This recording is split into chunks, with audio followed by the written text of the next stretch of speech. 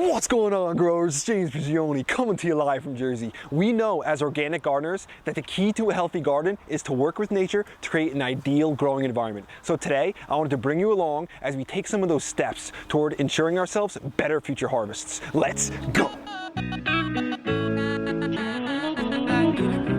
All of us know for healthy plants and trees, we need three things: sunlight, air, and water. And those are just the basics.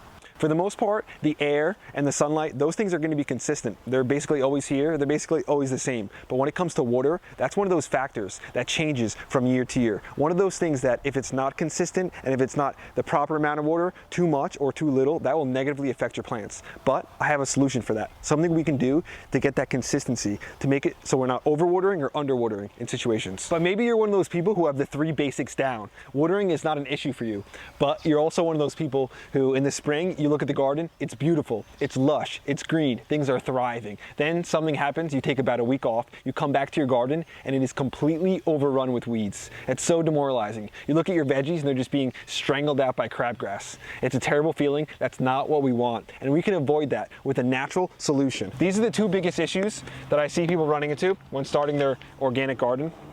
The idea of either too much watering or not enough, and then being overrun with weeds. Believe me, I know what it's like, how discouraging it can be to be overrun with those weeds when your garden is just doing perfectly.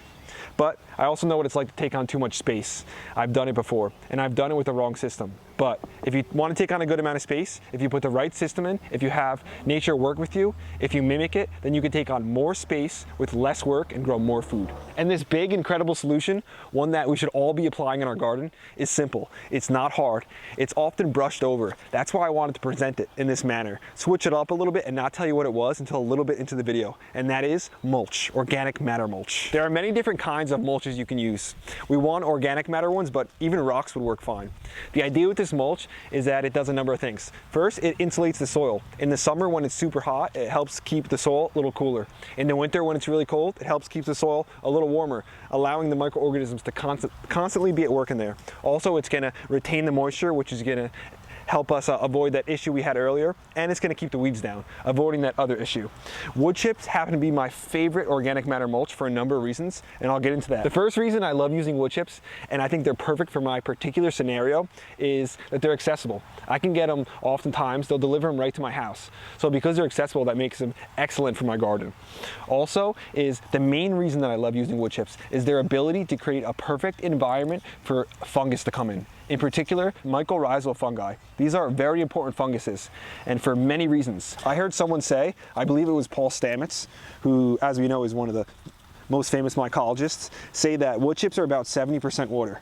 So they're a great mulch. The thing is, we need the access to that water. We need something intermediary. That's where the fungus comes in, the mycorrhizal fungi.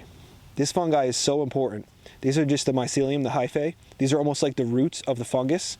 And the reason this is so important and incredible is this fungus is unbelievable how large it can get. It can become one of the largest, it's actually, I think, one of the largest living things in the world. This fungus can stretch for miles. Some forests are just blanketed with this fungus in the ground. The reason it's so important, especially for fruit trees and other things, is because what happens is these roots, these fungal hyphae, they'll be going throughout the whole forest, in the ground, everywhere, because of this organic matter mulch. The tree's roots and other plants' roots will attach into the hyphae, basically the roots of the fungus. They'll attach the roots of the plant and the roots of the fungus together. These will form a symbiotic relationship. What the plants will do is they'll photosynthesize, they'll take the sugars from photosynthesis and share it with the fungus. The fungus in return will give water and nutrition to those plants. Water and nutrition that the plant couldn't access with its own roots. So its ability to access water and nutrition throughout the whole entire system becomes available. So this fungus is just an incredible, incredible thing. Not all plants form this relationship though. Brassicas don't, but again, your fruit trees will, your woody substances. That's where this is going to be so incredible. That's why a system like this, a food forest, where I'm predominantly growing hard woody substances, plants like trees and stuff, it just takes over. It does an incredible job because it just, again, sets up that perfect environment. It allows the fungus and the trees in a result to have access to nutrition, to water outside of its regular range. So again, what we're really farming here is funguses, so we can actually farm trees and plants and grow even more food. I remember when I first learned about the mycorrhizal association, that symbiotic connection, I was reading a book by Sir Albert Howard called An Agricultural Testament. That made my mind explode. I couldn't believe that I learned about things like nitrogen fixation of bacteria on the nodules of roots, and I was like, I'm hooked. Those things got me so into gardening. I said, we know this stuff, what else do we not know? And then I realized, like, nature has all these solutions, all the solutions we need. We just have to be able to be open to see them. It reminds me, again, coming back to Paul Stamets. I was just listening recently to a podcast, and he had mentioned how everyone knows a lot of the bees are dying. It's obviously a detrimental thing, it's not good. But he came up with a simple solution using nature. What's up, Tucky boy? What he did was he analyzed how bees always go to certain kinds of trees that have different kind of funguses and mushrooms in them. And then what he's doing is taking some of those funguses and giving them to some of the bees and stuff. And these funguses are helping the bees to prevent a lot of the viruses that they're coming down with. So again, using fungus to our advantage and working with nature to come up with that solution, rather than trying to come up with our own made up one and our own brains. So if we can get the right wood chips down, or just wood chips down in general, we can have the microorganisms and the worms also working for us, the fungus, creating that perfect soil. Once we have the perfect soil, gardening becomes easy. All it's about is taking the plants and plugging them into the ground. So what we do is we take a living plant with living roots and plug it into the ground, which is basically fungus. So we're taking the living roots of the plants and plugging it into essentially the hyphae, the fungus, the living roots of the fungus, that life connection. Life supports life. That idea of plugging the roots of plants into the soil and having the life support life, that made me think of that when I was watching Avatar one day. It's like the same exact thing, where he plugs like his hair into the horse. So it's like that. I think it is really. Our world is more like Avatar than we think it is. So many things are connected. We just don't have the eyes to see it. We gotta open them up a little. Let's grab some wood chips, start moving them into the garden, and answer some of your questions. We got our first load of wood chips right here, looking good. We're gonna bring that into the garden and drop it. There are a lot of questions that I get about wood chips, and oftentimes they're the same ones over and over. I'm gonna answer a few of them now, hopefully clear it up for you. The first one I get is, what kind of wood chips are best? So basically the best wood chips, in my opinion, are what are called arborist wood chips.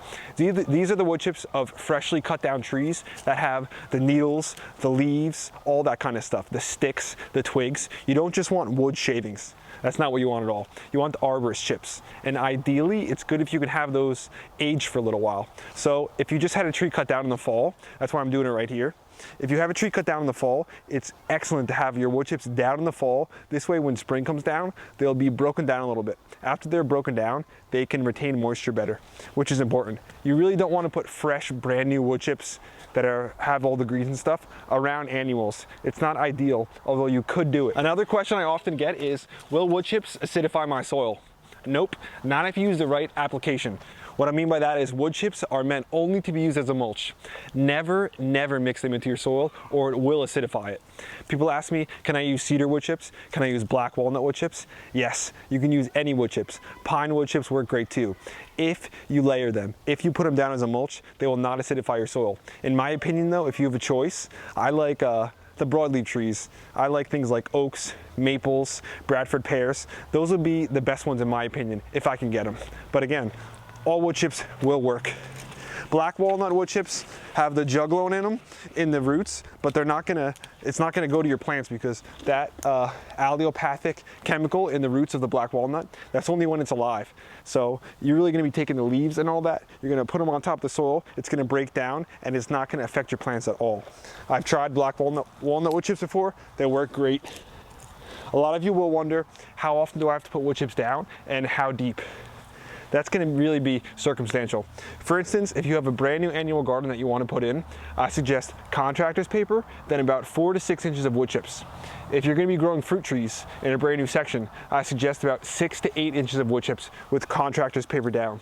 If you're in a food forest like me, if you've got established trees already, you can go 8, 12 inches of wood chips, as deep as you want basically. The thing is, when you're growing an annual garden, you don't want 8 to 10 to 12 inches of wood chips because you have to plant things into the ground. So if you've got 12 inches of wood chips, you're gonna have to pull back 12 inches of wood chips in every section in order to plant into the ground. That's why it's not gonna be ideal. You'll ask me, will weeds come through ever? Yeah, they will sometimes.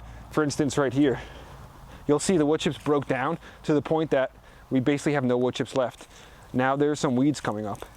But what I like to do is I'll pull that weed out by the roots. If we wanted to, we could just cover it with wood chips. The first year after you, Tucky, good boy, good boy. He wants to play a little bit. Good boy.